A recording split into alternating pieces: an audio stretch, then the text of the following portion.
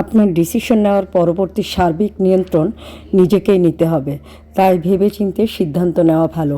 Hello viewers, আসসালামু আলাইকুম। আমি নীলা আপনাদের সবাইকে ওয়েলকাম করছি নতুন আর একটা ব্লগ ভিডিওতে। আজকের ব্লগ ভিডিওটাও একই রকম, প্রতিদিনের মতো কিছু কথা, কিছু গল্প আপনাদের সাথে শেয়ার করি। কথাগুলো যদি ভালো লাগে অবশ্যই সাথে থাকবেন। তো আজকের এই যে ভিডিওটা আমি তৈরি করছিলাম, এটা রাতের ভিডিও। প্রথমে যে ভিডিওগুলো দেখছেন এটা একটা রাতের ভিডিও। তো রাতে আমি লাইভ টাইপ করলাম। শরীরটা বেশ মোটামুটি সুস্থ ছিল, কিন্তু সকাল হতে হতেই আমি বেশ অসুস্থ হয়ে পড়লাম। কিন্তু তারপরেও কি আর করা, পরিস্থিতির সাথে খাপ খাইয়ে চলতে হয়। আমাদের ভালো খারাপ সব কিছুর ভিতর দিয়ে চলতে হয়।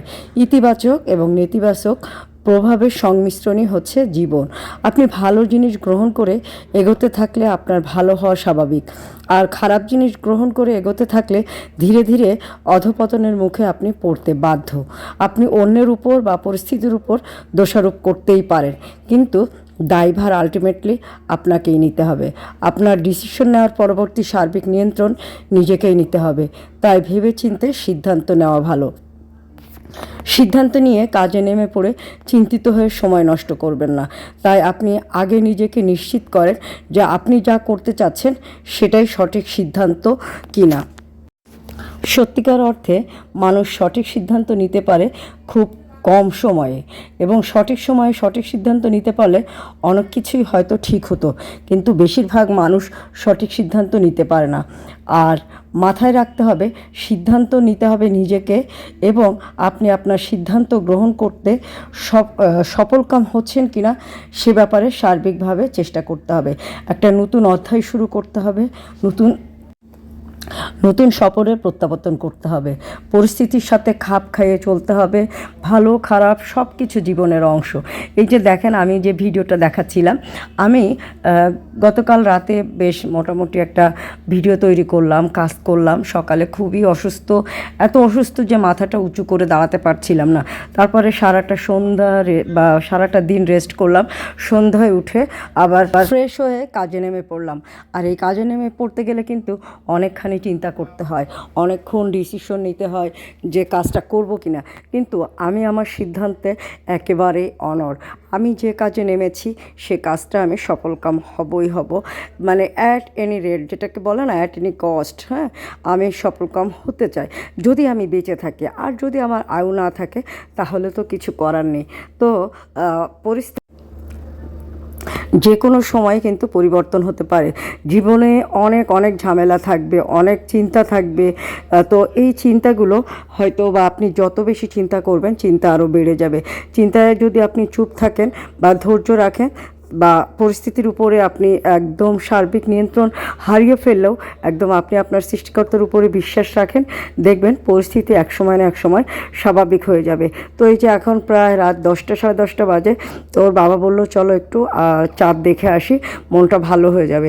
সত্যিই মনটা বেশ ভালো হয়ে গিয়েছিল। একটা ঝিরিঝিরি মাঘী পূর্ণিমা যেহেতু, তো চাঁদটাও খুব সুন্দর ছিল এবং ঝিরিঝিরি বাতাস হচ্ছিল। তো এগুলোই কিন্তু সব জীবনের অংশ। আমি ভালো আছি, ভালো ছিলাম, হঠাৎ অসুস্থ হয়েছি, মানে সারাটা দিন মাথা উঁচু করতে পারছিলাম না, এত শরীরটা দুর্বল লাগছিল। তারপরে আবার সন্ধ্যায় কিন্তু রেস্ট নেওয়ার পরে শরীরটা একটু মানে সারাদিন রেস্ট নেওয়ার পরে সন্ধ্যার পরে যে শরীরটা একটু ঝরঝরে লাগছিল। আর প্রকৃতির কাছে গেলে মনটাও কিন্তু ভালো থাকে। আর আমাদের পৃথিবীটা আমরা ভাবি ছোট, কারণ আমাদের আয়ু খুবই সংক্ষিপ্ত, কিন্তু আমাদের সামনে যে রাস্তাগুলো আছে, রাস্তাগুলো কিন্তু অনেক প্রশস্ত। ভালো খারাপ সব ধরনের অপশান আছে, আপনি চয়েস করে নিতে পারেন কোনটা আপনি আপনার বিবেচনায় রাস্তা নির্ধারণ করতে পারেন যে আপনি কোন রাস্তায় যাবেন। ক্ষেত্র বিশেষে আপনার রাস্তা হয়তো বদল হতে পারে, বা অন্য পথেও হেঁটে যেতে পারেন। ওই পথ ধরে ফিরে এসে আবার নতুন গন্তব্যে যাত্রা শুরু করতে পারেন। পরিস্থিতির সাথে সব সময় আমাদের খাপ খাইয়ে চলতে হবে, ভালো খারাপ সব কিছুর ভিতর দিয়ে চলতে হবে। আপনি আপনার সময়কে উপভোগ করতে হবে, জীবনকে উপভোগ করতে হবে। আপনার যা আছে তার ভিতর দিয়ে, সামর্থ্যের ভিতর দিয়ে সুখে থাকার চেষ্টা করতে হবে। এই যে দেখেন, পূর্ণিমা রাতের এই সুন্দর ফুলগুলো কত সুন্দর লাগছিল না? প্রকৃতির এই ছোট ছোট বিষয়গুলো আপনি যখন খুব ভালোভাবে অনুধাবন করবেন বা খুব অন্তর দিয়ে অনুভব করার চেষ্টা করবেন, তখন কিন্তু আপনার ভিতরে এক ধরনের অন্যরকম ফিলিংস তৈরি হবে।